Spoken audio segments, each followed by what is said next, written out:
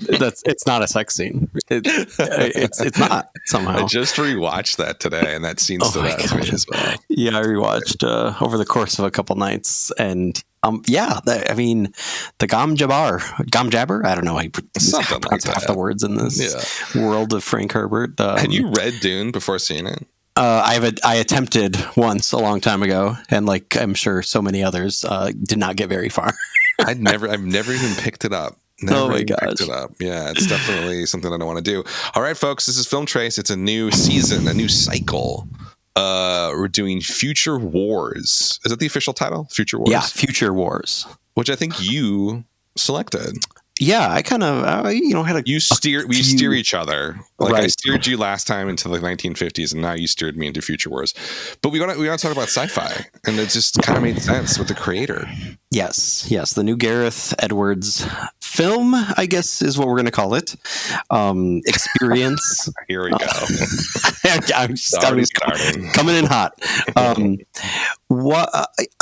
film stood out for me when we were kind of looking at fall releases for our next series of episodes, and because I knew that like sci-fi was something we wanted to get to eventually.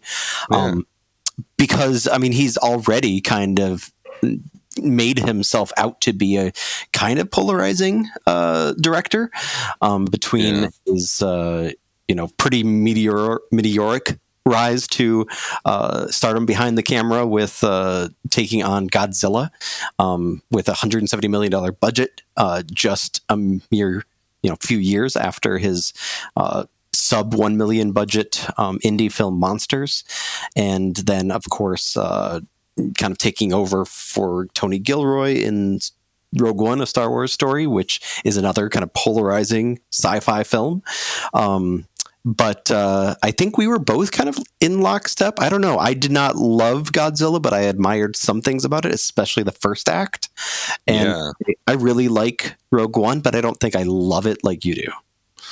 Yeah, I remember when the trailer dropped for this, I was like, how is this? Well, number one, how is this happening? Like, how is a non-IP, like seemingly very large sci-fi film like coming to fruition? Like, especially in this environment, like post-pandemic, it's like, who is writing the check for this? Because it's so outside the norm of another the Marvels or another DC movie or something like that. So it seemed like a cool thing. I loved the trailer. I have a different relationship with Gareth Edwards than I think you do. Go on. I've actually never seen Monsters, so I can't say anything about it. I actually have no interest in seeing it either. Like, I think I've seen like clips or something. I was like, whatever. Yeah, I get the gist. Yeah, I get it. It's raw debut filmmaker. Godzilla, though, was one of those movies that I totally missed when it came out. Completely missed it. Was not even remotely interested. When we were teenagers, the Matthew Broderick one came out, and that was like, I never need to see another Godzilla movie ever again in my life. I have no interest. It was an introduction to the kaiju genre. Yeah, so bad. But then I caught it. I'd gotten cable again, and this is like when we moved to Nashville and got cable and had a TV and didn't do anything. I was basically a monk, right? And it came on all the time, and I just continued to watch it. There's something about that movie. It's a terrible movie. It is not well written per se, like as like a large film. It's a mess. It's a total mess, but there's so many great sequences throughout the entire movie. The opening's amazing. There's like all these different like flourishes that are going on that I was like, that's why I kept watching it over and over again. I was like, this doesn't work at all as a puzzle that fits together, but these little segments are really fascinating, interesting. And then Rogue One came out, and Rogue One I think is, I've said this to anybody that knows me, it's the greatest Star Wars film ever made. Oh, Jesus Christ. Better than all the originals. It is near perfection. And the problem with that, though, is that got really, and as I was going to the creator, I was like, I'm excited about this, but there were all those stories after Rogue One. So Gareth, was the original director, but then there was all these rumors that it wasn't going well. He couldn't handle it. Then Tony Gilroy, who wrote the script with him, right? It was a flip-flop of what I said. Flip-flop. Yeah, flip-flop. So Tony Gilroy was supposedly stepped in and kind of took over for a lot of the Rogue One stuff, which is probably true because it's a factory system. It's like Marvel, it's Disney, LucasArts. They like to hire young, interesting directors, but they don't like to give them like much, if any, control. Right? It's just like you're here and you're interesting, but like we have a system and you need to follow it. But yeah, and then the creator came out and I was like, yeah, this looks cool. This looks like a really, at least interesting, fascinating film. I also kind of dreaded it because John David Washington's the lead, and like, you know, we have a joke amongst our friends that it's like he's, you know, has the charisma of like drying wallpaper. He just does not pop on screen. Doesn't have a good presence. I mean, like, what was it, Tenet? Oh God, so bad. Classic Nepo baby syndrome. Yeah, exactly. So I, you know, for the Future Wars thing, it's a perfect fit, perfect timing. And, you know, we just had Dune came out, which is our, you know, our second film tonight.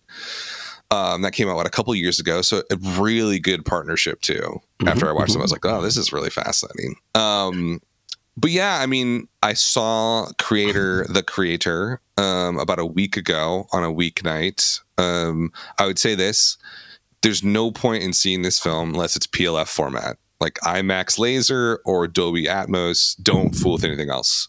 Like, there's no point. So you're not going to watch this at home. You're not going to rewatch it. I am going to watch it at home. Okay, I am going to watch it at home. But I'm saying to fully experience it, you have to be in the PLF, like one of those really nice theaters that cost $20. Get A-list. What are you doing? A-list literally pays for itself if you go twice in a month. Like, whatever. Okay. I'm not going to lead with my thoughts. I want to know because I have some hints from text and murmurings throughout the internet that you may not have loved it. I did not. I really tried to go with an open mind, especially because you kind of hyped it up for me. I did. Yeah, big hyper. And you know, we could do a whole, you know, book on the idea of expectations and art and the poison well that lies therein. But I think that there were a couple. There's definitely some personal things that go into my deep hatred of this film. So we're starting with deep hatred. Okay. I mean, I really abhorred everything that this movie stood for, except for one thing. So I'm actually going to start with the positive because I think it's worth, you know, dredging up whatever crumbs you can find of an offensive piece of art that actually proves that, you know, the artistic process, even when it's incredibly problematic and very ill-conceived, there's goodness in it. And I will say I am curious.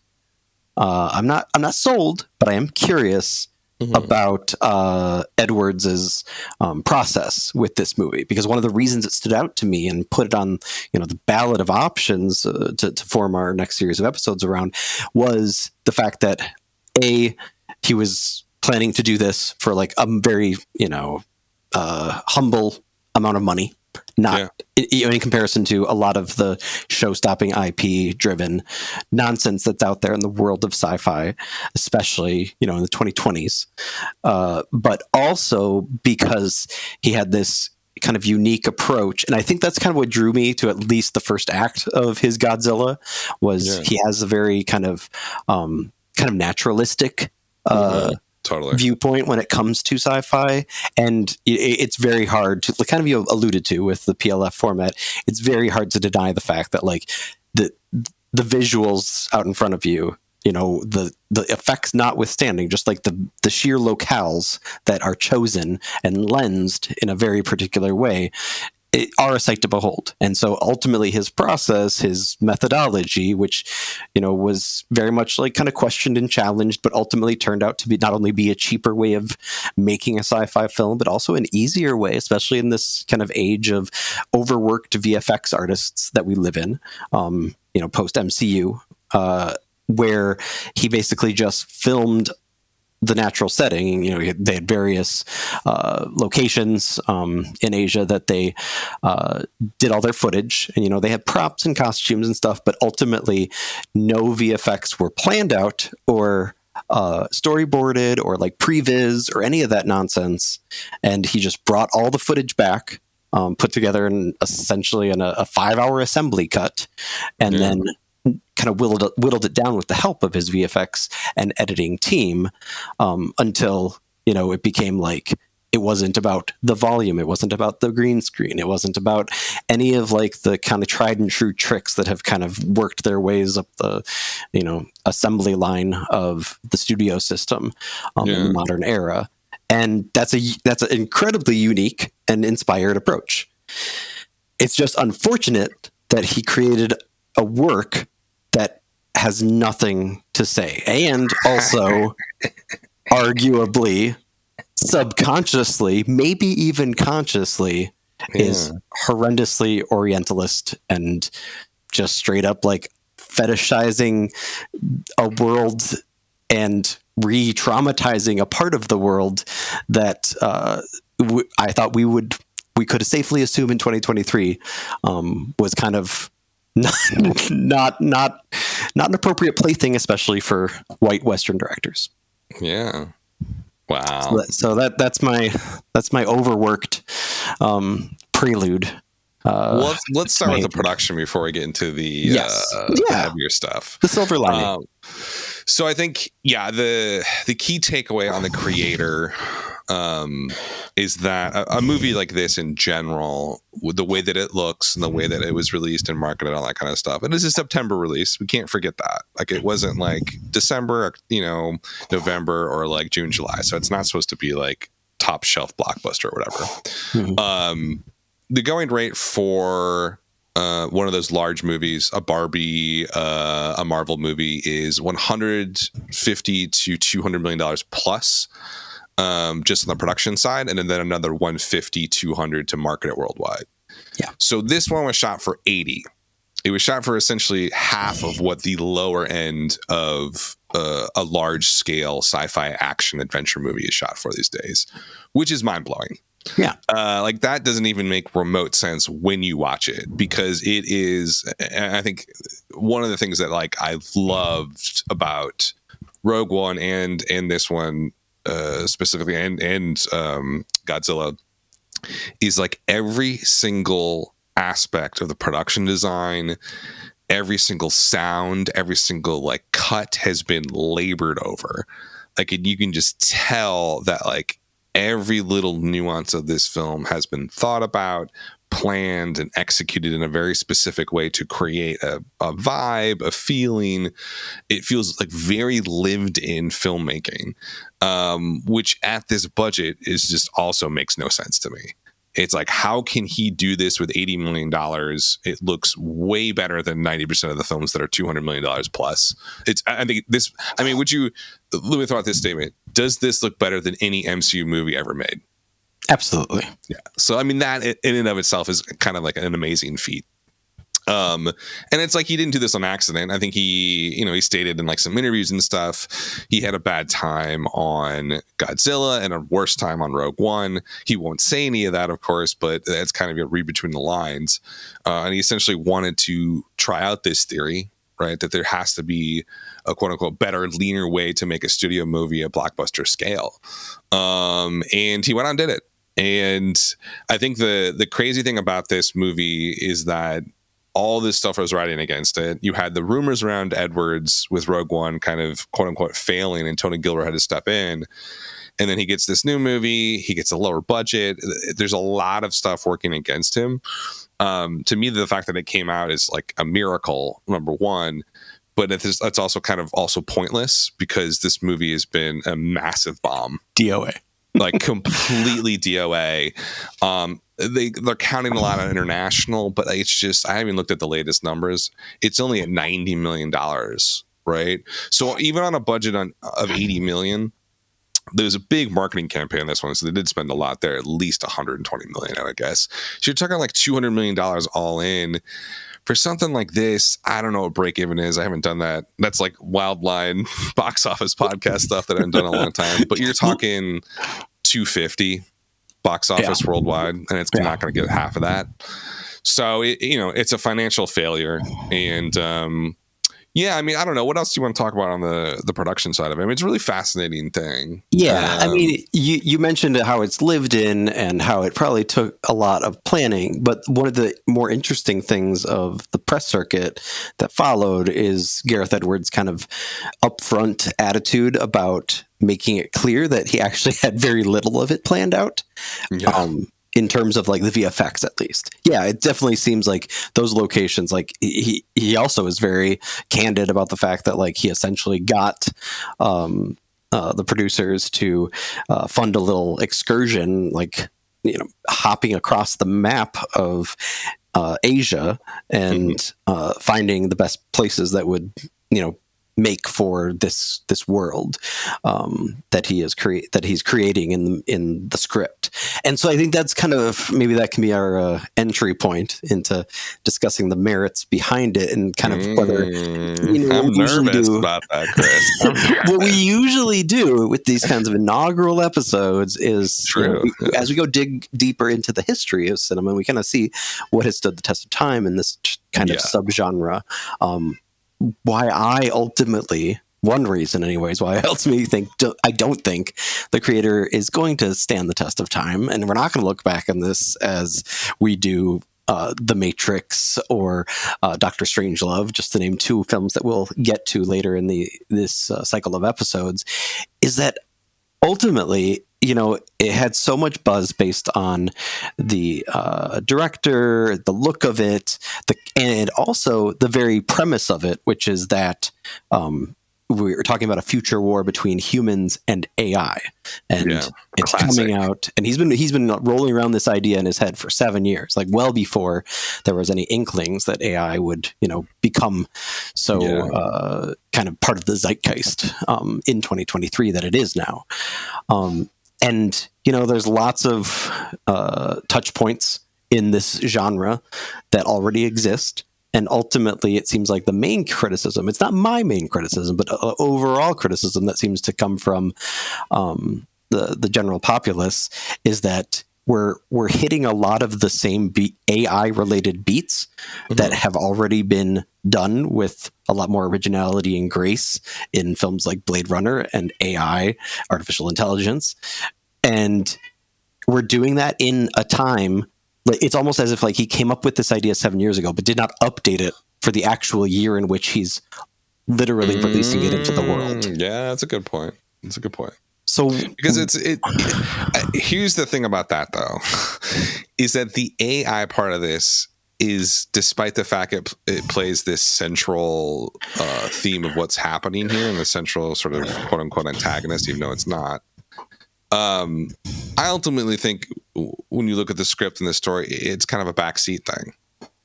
Right? The AI part of this is just a way for him to tell this story about, you know, a main character. A guy and his dead wife. Guy and his dead wife. Kids involved and stuff like that. But like but see, that's the thing about him. Like, go back to Rogue One, go back to Godzilla. Like, the opening of Godzilla is so like intense because what? Dead wife. Right? Like, there's just like, I joke, but and like Bryan Cranston sells it. He sells it. Oh, okay, but that's something different. Shady Dubs? Let's hold on. Let's hold on there. I got to make this point. And the same thing with Rogue One. The reason why Rogue One works so well is that like the story is driven by the narrative sort of inertia of the characters, right? Like, and like the full circle in Rogue One of, you know, her father going off and then having to build this Death Star and then like her at the end. There's something so tragic about that one. He kind of recycled the story here. Like at the end, right? Yeah. I mean, it's kind of the same thing, which I love, but I love that so much it doesn't bother me at all. But it's like ultimately like what's driving this story forward. Like John David Washington, I have no idea what his name is, doesn't care.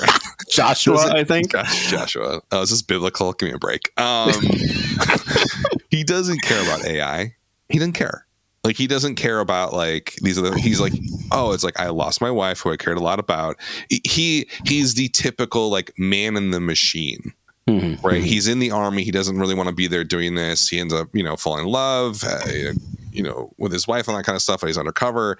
He doesn't really care about the war that he's fighting. He really cares about her. And that's what's really driving this story. And then he ends up caring about, this child who is, essentially AI, but caring for her as like as an actual child. And that, that's really hokey, but like, that's kind of what the story is all about. It's like him finding a way to humanize that. I don't know. Oh, let me throw this back at you. Mm-hmm.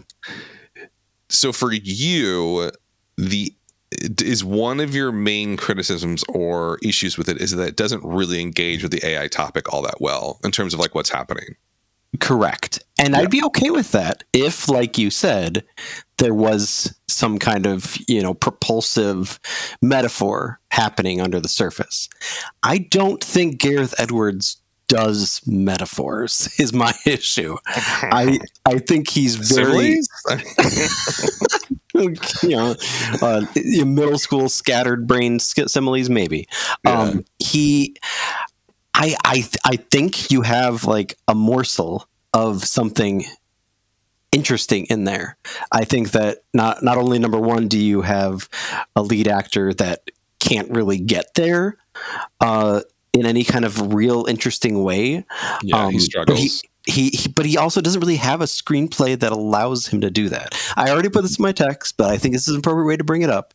And I think one of those issues, and this is maybe true of the Godzilla and Rogue One scripts, arguably, and though I think Tony Gilroy did an admirable job kind of patching it up, that makes more sense now that he fixed Gareth Edwards' nonsense. But this is the guy behind Michael Clayton, right?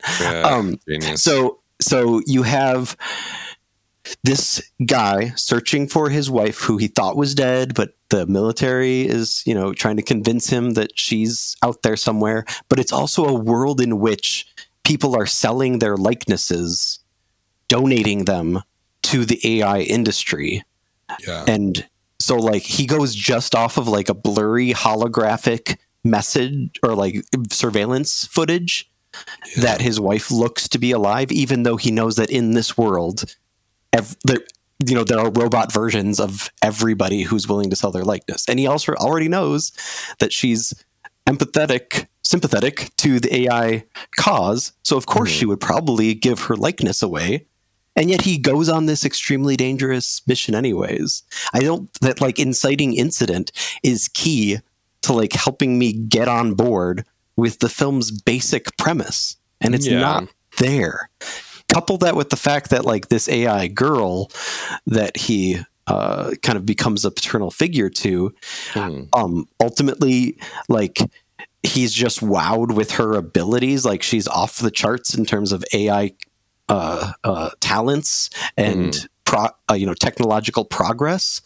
And yet like the really only key thing they can point to that is that like she can put her prey hands together and make electricity go off for a little bit.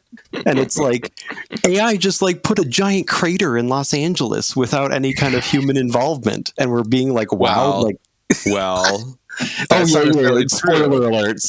alert. Gulf of Tonkin type situation going on there.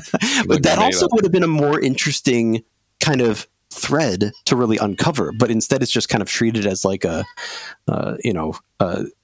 twist narratively rather than any kind of like deeper meaning to it. I don't know. It's like let's look at the parameters here. Like, who's the future war being fought between here? Correct. It's really like it's essentially, isn't it kind of like genocide essentially? Like the U.S. forces want to eradicate all of AI based on, the inciting incident is call it the Terminator 2 Judgment Day, or also Terminator, right. I guess, is, nuclear weapon blows up Los Angeles. They blame it on the AI people, and the AI people are like banned. And then there's a whole sort of, it's essentially like ethnic cleansing if you consider AI to be people. Right. And that's a big if, right? Yeah. It's a big, but that's like that's part of like the thing that's immediately apparent in the film is that like Edwards in the script, which is written also by Chris Weitz, is not extremely, it's assuming that you can be empathetic towards a robot that essentially has consciousness, right? And emotional sort of thing. And there's even this moment where I think the kid's running to somebody. There's an AI entity, like a child, doing something, and the soldier goes, "Don't worry about it. It's just programming." Right? It's like that's like one of the key sort of things within this is that, there's something more to AI than it's a robot, it's a computer, right? Which I think is, I don't know, is that a tough sell for people?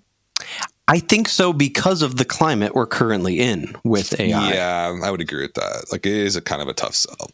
Like, because there's a lot of fear mongering. I mean, they just came out, the guys who were doing open chat GPT, and that whole group of AI people were like, oh yeah, this is really dangerous. They're making it, and they're like, oh, this could be a threat to humanity. Yeah, you had like the head of Google's product development step down because of that, right? Yeah. Like, this isn't the right, like, I thought a lot about how my state of mind when I saw Steven Spielberg's AI, artificial intelligence, which I believe we also are split on, right? Yeah, I hated it. It's in my top 3 Spielberg, hands down. Yeah. Okay, yikes. But one of the key reasons that I remember feeling sold on that story of like sentient robot was because it was, number one, from the child's perspective. So we actually got like the interiority of Haley Joel Osment's character. We don't really get that with this young actor. She's very good. She's quite, precocious and charming and everything you want from a kind of child actor in that role. And add on to that the fact that like there is this clear like myth making happening in AI, which I know doesn't sell some of its detractors, maybe you included, but like that kind of Hans Christian Andersen fairy tale vibe to it that clearly seems to be like at the heart of not only how it is about, how we define humanity, but also like how we define storytelling and the importance of storytelling. And so that feels a lot more like fleshed out and like thematically rich than whatever's going on here. It's just, Denzel's son staring at the camera saying, I remember this, when he picks up like a flashing Polaroid of him and his dead wife. Flashback. Just like vacant. I love the flashbacks, by the way. Well, that's an interesting thing about the film too. Going back to like the process, because part of the key aspect of putting this film together was the editing. And this is the same. This was Gareth Edwards basically going, props where props are due. He's like, I want the Tree of Life editor, and he got him. Yeah. And so like there is very like Maliki aspects to this that are very kind of enjoyable to just let wash over you, even though they're style over substance. And what's a great connection to the two films that we're talking about is Greg Fraser, who's a cinematographer for both. Yes. Which they're both gorgeous films. I mean, just like, oh my God, there's just such eye candy. I mean, I think the tough sell on this, and maybe because I'm so like, I think the problem is that I'm like hyper pro AI. And I'm just like, let's just singularity. Let's do it. Like, what are we waiting for? Like, put me in the computer now. Like, this is so dumb. And I think like this film has that slant that like it's like a Ray Kurzweil Spiritual Machines type thing, where essentially there's no stopping it. They're going, like, AI is going to take over our day-to-day lives, and like eventually we'll meld with it. And like there's even lines in this where it's like that's the evolution of humanity, is to become AI. Right. So it's a pretty, like, I would say pretty radical viewpoint. Like that's not really palatable for a lot of people these days, because it's like AI is supposed to be the enemy. And if you look at the films that we're like going through this season, The Matrix, Terminator, AI is it's the enemy. It's supposed to be this dangerous thing that's going to hurt everybody, which I never quite understood. Like, I don't get that. I get the fear of it or whatever, but ultimately you're not going to be able to stop it. And it's like there's no, you know what I mean? Like speaking of Dune, in the Dune backstory I came across, like part of the Dune universe is that like AI takes over, and there's like a 100 years war. Yeah. Like so it's even ingrained into the Dune universe as well. That like AI is essentially going to enslave all of humanity and try and kill us all, which it just is like, I was like, I don't know, like it just seems like a lot. What I want to do though is shift over to the Orientalism. Yes, because that's an interesting. I mean, I see where you're coming from, but I want to hear more about it. Yeah, so I mean, I'm curious because you were not only English major, but you got your master's in literature. Literary theory. Literary theory. So, I mean, you had to read Edward Said at some point, right? Of course, yeah. Absolutely. And I mean, this blows open a whole other can of worms, because not only do we have AI at the forefront of our zeitgeist in 2023, but now we have the Palestinian conflict back in,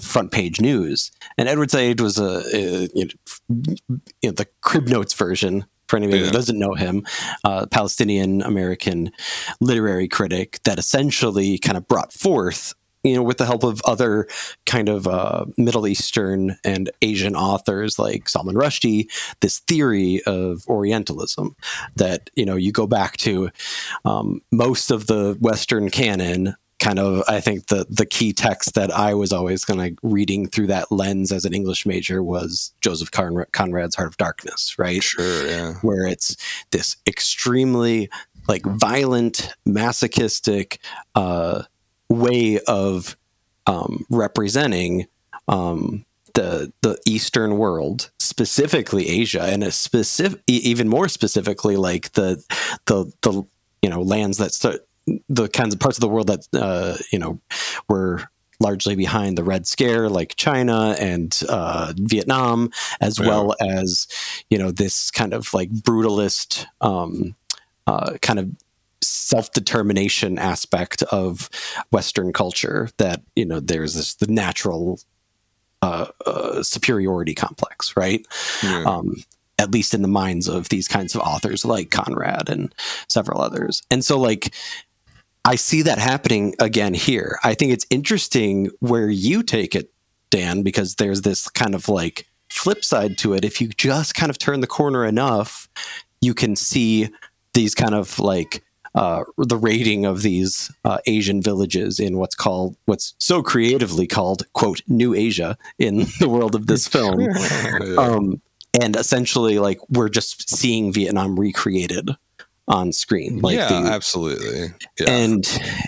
But it clashes ideologically with the whole AI thing, because on the front end, we're supposed to see the U.S. military as like this organization that's going to help our protagonist, who is interestingly enough not white, but also not Asian, try to make good on his promise, even though he's been amputated, probably traumatically hurt from like his undercover work, like as is shown in the prologue of the film. But we're supposed to be like, get this kind of like jingoistic feeling, like pro U.S. military, kill all the AI, and the people in Asia are pro AI, and we're kind of supposed to see them as villains, like they must be hiding something. And then of course in this one like really cheesy reveal, in my opinion, of the film, when they are raiding that small village with huts and all the Asian stereotypical trappings, it's like you get that one notion where like, oh, maybe they're actually like brutalizing them, and they shouldn't, because they actually don't have anything to hide. But then like, I don't know, was it JDW or somebody else that like found like a secret button in the straw hut that like revealed that they actually were harboring tons of AI fugitives, right?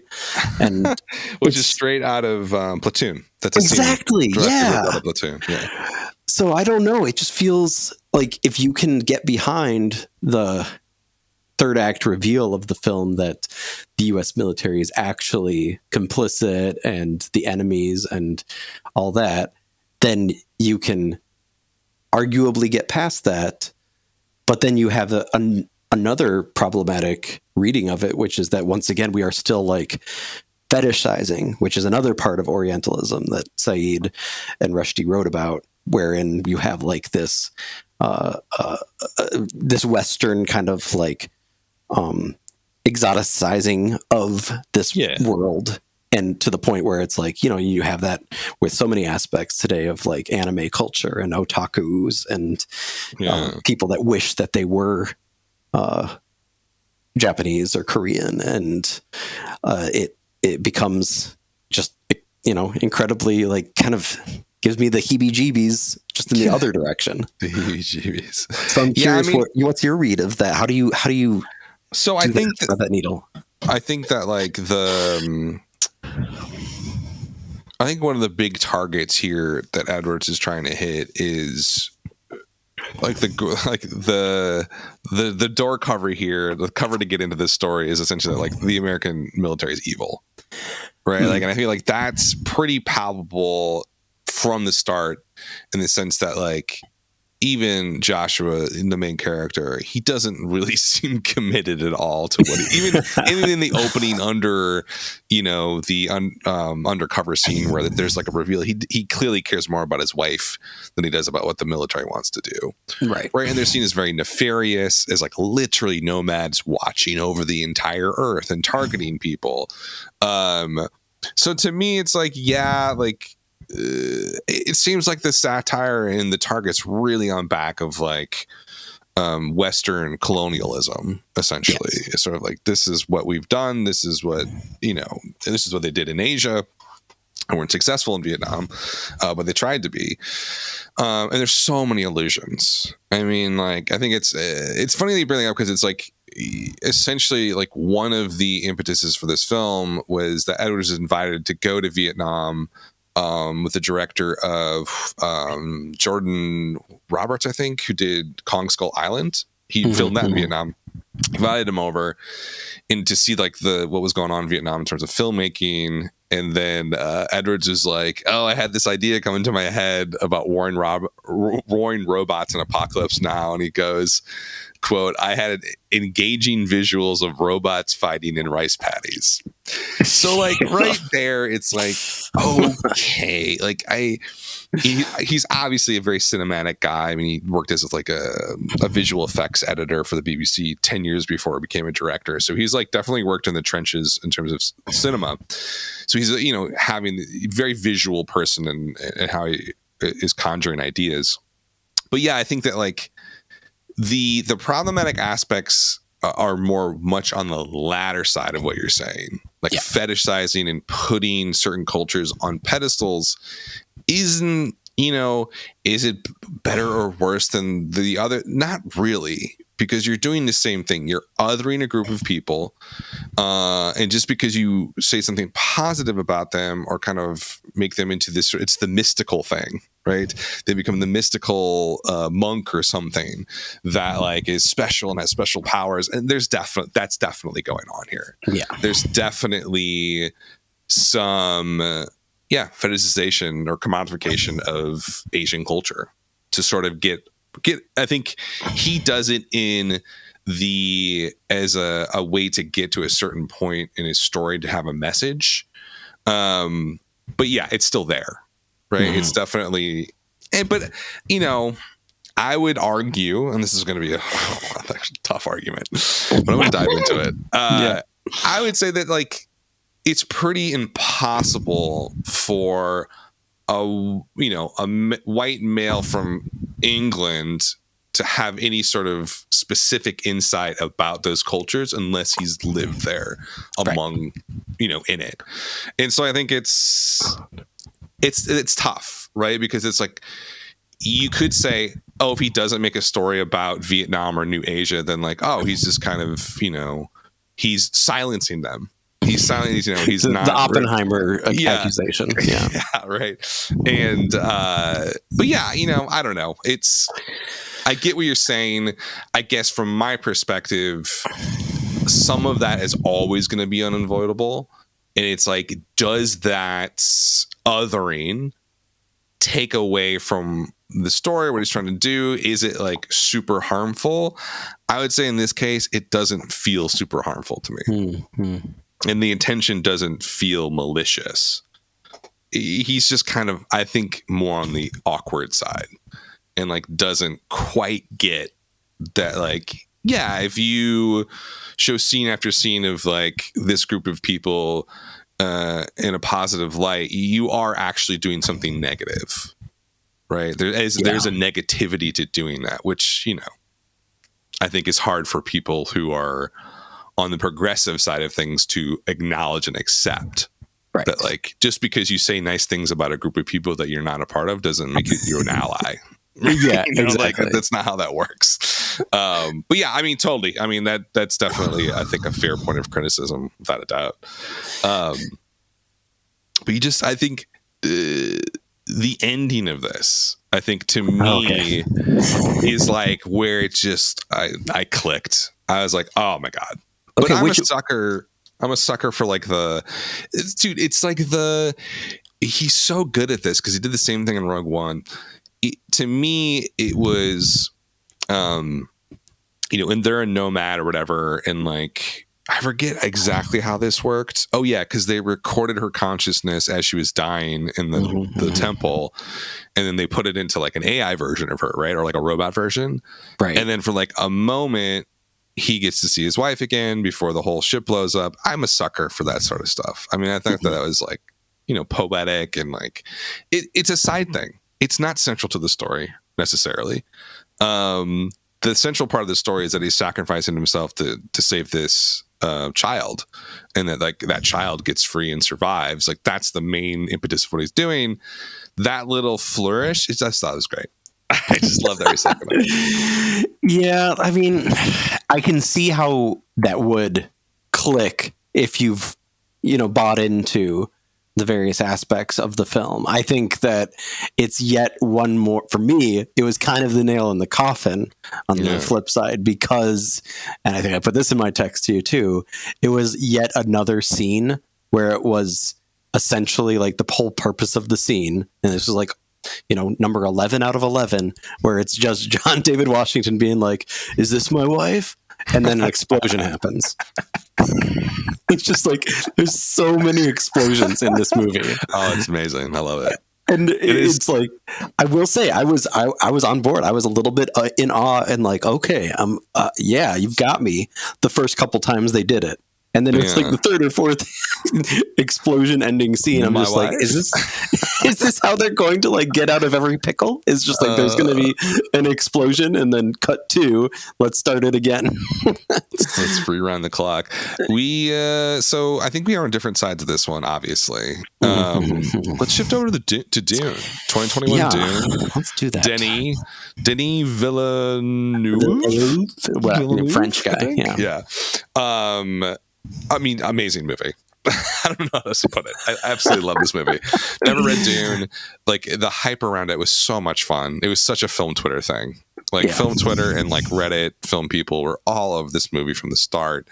And I was like nervous to see it when it came out because I was like, there's no way it's going to be like amazing. But I was like, definitely one of those cinema moments where I was sitting there. I think I saw it on like a Thursday night in the empty theater, huge auditorium in Atlanta. And it was just like, I had that giddy feeling like I used to get as a kid watching a movie. I was like, this is unbelievable. How are they doing this? Like, it was a really, really fun movie. I mean, fun's probably not the right word, but like if you're a nerd and like this sort of stuff, it was a really fun movie. What was your initial reaction to it when it came out? Yeah, well, so I didn't get to the theater. It was still, very much heavy days of the pandemic. Yeah, right. So I was avoiding it, but also because I was COVIDing, I, with the help of some professionals, put together a movie theater in my basement with like a proper screen and surround sound, and like I'd never done that before in my life, and I really kind of went all out. And this was like one of the key movies that I was looking forward to because I knew it was going to come out on HBO Max, is what it was called at the time. Yes. I feel like we're historians now. Right. Shortly, it was something like, was it that 6-week window? It came out on HBO Max after the theatrical release. Like almost a day and date release. Yeah. Right. So it was like this and another film that I can't say the name of because it's going to be in our trivia at the end here in a few minutes. Ooh. I was just like, I'm so hyped to like have a space to like, even though I can't do the IMAX thing, I don't feel comfortable, but I'm gonna like really go all out. And I like my kids have this giant bean bag, and I was like, I'm gonna steal that from their room, and I'm gonna just like veg out and let this movie envelop me, especially because I very much have been a fan of Villeneuve through that moment. So I'm also curious, like, how you watched this with your own Blade Runner 2049 baggage, because I was a huge fan of that. You were not, correct? Yeah, what did I call it? A 3-hour screensaver? Yeah, well, what a screensaver. I mean, yeah, Denis such an interesting guy. Like, I'm just like going back through. Yeah, like Sicario is one of my favorite movies. Prisoners is interesting. I think a really fascinating film. I've never seen Enemy. I need to see Enemy. Oh, that's my favorite Denis movie. Jake Gyllenhaal, right? Yeah, I forgot. It's been on a lot. So I just good. haven't sat down and watched it. Arrival, I didn't like. I also love Arrival. Yes, I did not like Arrival. You went in dicier than I did. Oh, much dicier. Dune. Yeah, because I didn't love I love Sicario, but I hated the end of Sicario, so I'm kind of a weirdo with that. And so I knew from Arrival that like he's in Blade Runner, he's got the chops to do Dune. Right? Yeah. He has what it takes. Yeah, and so I was very excited, and I will say, I just let the thing wash over me, and I was just like super on board. Like I was a little iffy on Chalamet, and a little iffy on the self-seriousness of it all. But I know I also kind of like had to like let go of that, because I knew that was part of the source material. Is like you had to like go all in on this self-seriousness of this kind of ridiculous vision of the future, and how over the top it is, and all that. And so I very much liked it. When I rewatched it, and this was probably one of the shorter spans of time between doing a rewatch for me for this show. I don't think I did it justice, because I was watching it in over the course of 2.5 days, because I was out of town for the weekend, and some of those I was watching it on my laptop, some of it I was watching on my phone, and this is just not a movie to do that. Okay. And so I think I kind of had an unfair kind of estimation or second watch of it, but I have to say, regardless of how much that was a part of it, there's some aspects here where I'm just like, yeah, this really hit a lot better the first time.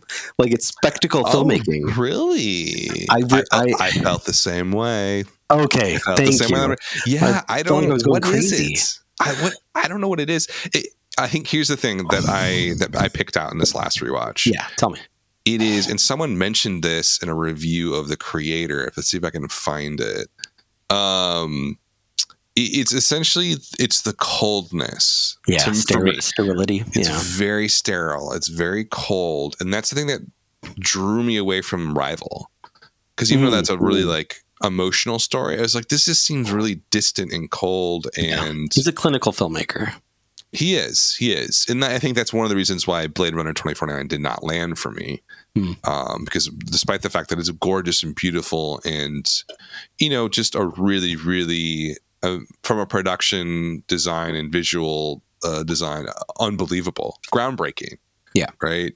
And I think Dune is groundbreaking for what he did, because he really does bring that world to life in a way that is just unimaginable before he made it. And I think his approach there was really fascinating, because he was sort of like, he said something along the lines of, I'm going to, it's very hard to approach something like this because it's supposedly unfilmable. There's been these attempts that have not been very good. David Lynch, disowned his version of it when he tried to do it. Mm-hmm. He goes, I'm going back to the book and I'm going to the images that came out when I read it. And it's like, that's a really great way of doing this. Is that he enveloped himself in his engagement with the book, not other people's. Right. And you can tell that it feels, again, back to the Creator, like a lived in kind of, there's a warmness to his approach and to the design. Now, the actual design is very cold and distant in a lot of ways, but the intention is very warm.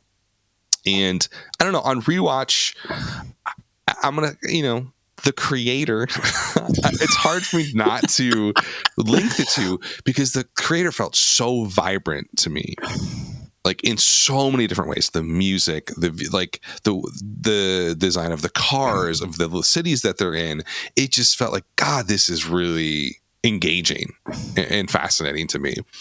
Whereas with Dune, it's almost like creators like a painting that you look more at and you get more out of it. Whereas like with Dune is like, it's very what it is. What you see is what you get. Yeah. And the closer you look, it's just, there's not as much detail there, which is, it's insane for me to say, but it's not, what maximalist, isn't that the term for, nothing I'm going towards it, versus this sort of, I don't know what the term is you'd use for Dune. I mean, we use cold sterile, but like there's another like probably technical term that we're not using. Right. Because there ironically is a certain amount of like, specifically with Denis films.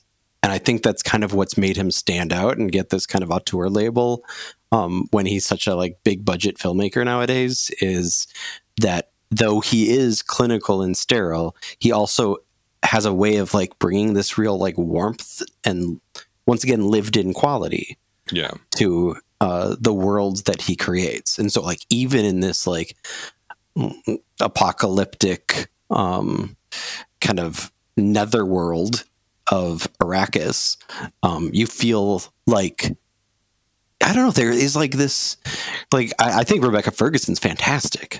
She's phenomenal. And she's not always good. No, right? no, like, no. She's with like Silo. She's not very good. Okay, but yikes. But she's phenomenal here. I mean, she's, And on the other end of that, with like Harkonnen and Stellan Skarsgård, like I've never been more like, that's an incredible like feat to create that kind of antagonist, but on both sides. And that's once comes back to like the future wars thing, is why maybe I think Dune still works better than the creator, is because you have these very kind of what's the word, like magnanimous, just like commanding presences on both sides of the war. And I did not feel that with the creator, because it felt like the US military was two-dimensional. It felt like the AIs were two-dimensional. And so I think that it's almost like Denis tricks you. And I think maybe he did this a little bit in Sicario and Blade Runner 2049, if I can like take my fanboy self out of it, where it's like, I mean, there's just like so many interesting relationships going on in the midst of these beautiful landscapes or cityscapes, that even like the very kind of like nihilist kind of attitude that he brings to his camera work still feels, I don't know, still feels inviting. Right? Yeah. Like I do want to, I that first watch of Dune anyways, I really just wanted to like I said, let wash over me, because it was just like epic and grand, and like I wished I could ride a sandworm. Like, right? He's an amazing world builder. Yeah. Right. He, with, Blade Runner is another good example of this, where it's such a realized place that he creates, which is, I think people think about filmmaking as like, oh, that's what it's all about. I think that's incredibly hard to do, is to create a visual audio world that transports you to it, where it feels fully realized and you feel like you're a part of it as you watch it, Yeah. Which is amazing at doing that. It's a tough thing to kind of judge it long term wise, because we haven't seen part 2, right? Which that's comes out another next aspect year, to it. Yes, right. And as someone who didn't know the Dune world, I can say that like it makes me want to read the book, because if it's anything like the movie, I was like, this is incredibly fascinating stuff. And it's the hard part about it, I think, for me is it's not as pleasant of a rewatch. No. Like the first time I saw it, I was like, I'm so overwhelmed by this. Like, this is amazing. Yeah. And then the second I was like, oh yeah, it's amazing and cool. And like, I turned up the volume when the invasion. I was like, this is so awesome. But I think for me, I don't feel like there's much emotional connection between what's happening. It does feel just kind of A happens, B happens, C happens, which is a criticism that some people made of the creator. I just disagree with that. It just, to me, it's like Timothy doesn't work to me as a character. Yeah. I don't know what he works as. I mean, Call You by Your Name is really, really works. Yeah, Ladybird. Willy Wonka. I was like, that's gonna be a disaster. Oh my gosh! So not even my kids are looking forward to that. Yeah. But I think, I think that's the only thing to me. It's this spectacle is amazing. The war that is being shown is just shown in such detail and grandiosity that you can't look away. Mm-hmm. But there's just not really a story. It's basically the hero's journey. Yeah, I mean it's like the whole Star Wars Messiah myth making. Yeah, and that's pretty boring, right? Yeah, so it's more about the world. I will be curious to see if I'm able to get in that headspace, especially since I plan to see Dune Part 2 in the theater, to let it hit me. But now that we've already had that world building in the first one, I don't know if the actual ascent and descent. I don't know what's going to happen to Paul.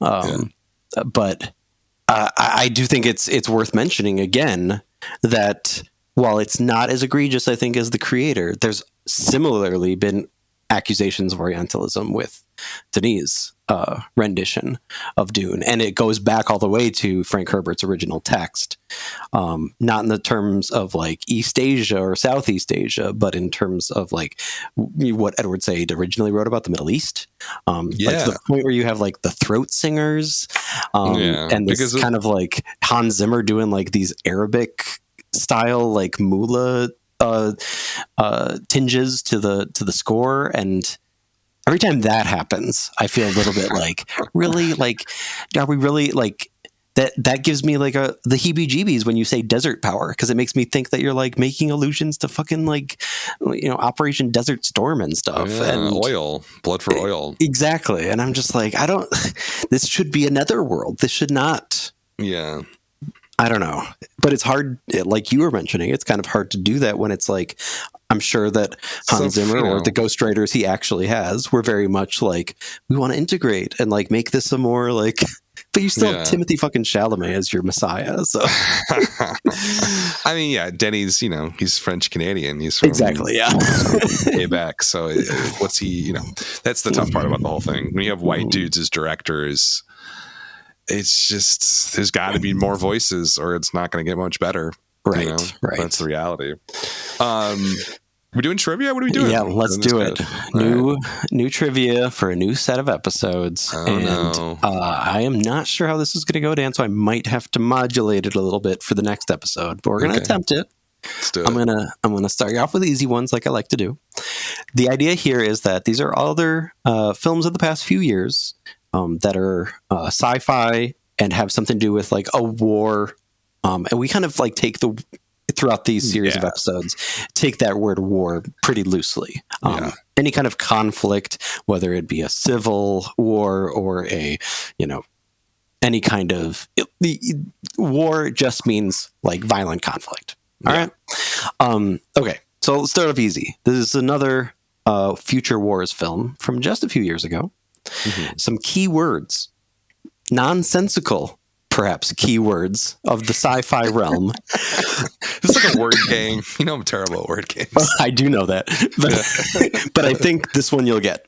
I got 4 keywords for you. What film am I talking about? Sure. It's like, okay, go. Nuclear hypocenter. Huh. Plutonium-241. Inverted entropy. Oh, Tenet. There you go. I didn't even have to say temporal pincer movement. Love it. Okay, next one. That deserves a rewatch, by the way. JD Dubs. Oh boy. Yeah. Next one.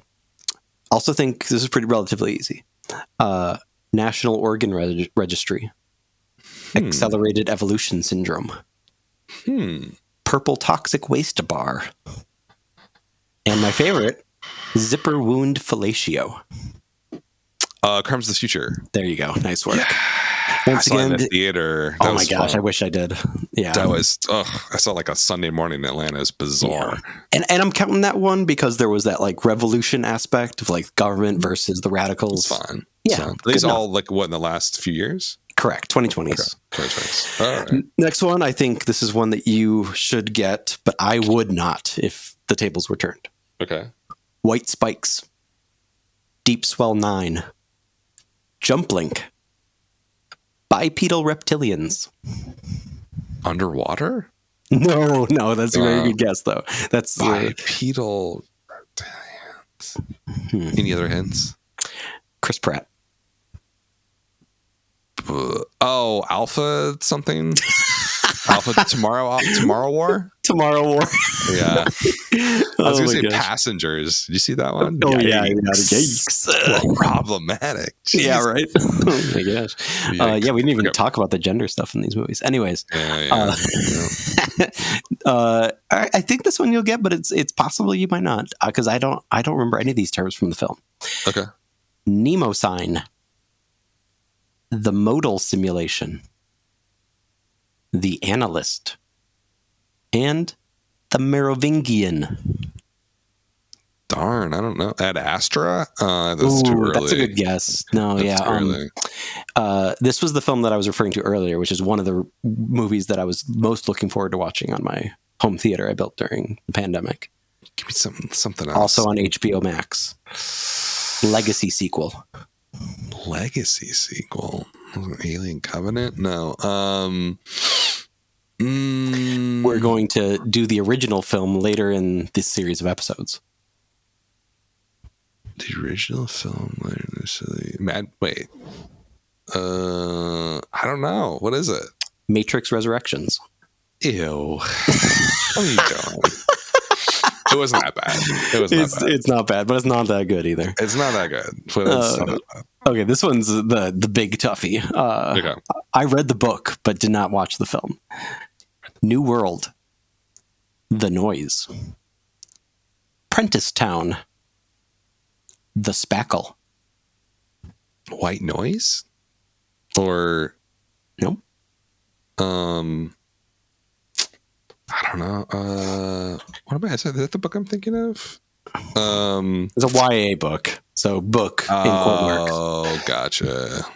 I don't know. What else you got? Tom Holland. Tom fucking Holland. I think I've seen most of The Cherry. Great movie on Apple TV. I'll throw that out there. Check out that episode that nobody listened to. I forgot we did an episode on that. Yeah, right. Why else would we watch that crap? I don't know. This is a little film that was poised to be a breakout hit, but was DOA at the box office. Okay. Chaos Walking. Never heard of it. It was a Sony movie or something. Yeah. And it was also I remember that now. I remember the pandemic. Trailer. It was based on the YA novel The Knife of Never. I remember that coming out. And I was like, "What? I know. What are you doing?" God. Yeah, it looks really bad. Not bad though, Dan. 3 out of 5. I'm getting better. Yeah, 2.5 if you count the Chris Pratt. But that's really recent. They're only going to get tougher from here. Yeah, they're going to get tougher. Oh, you bet they are. Yeah. But we'll have guests, and I'm excited to have lots of people back, including a triple shot of spoiler piece. That's going to be fun. The spoiler piece. Yeah, that'll be good. We'll have Tommy from Have You Seen It?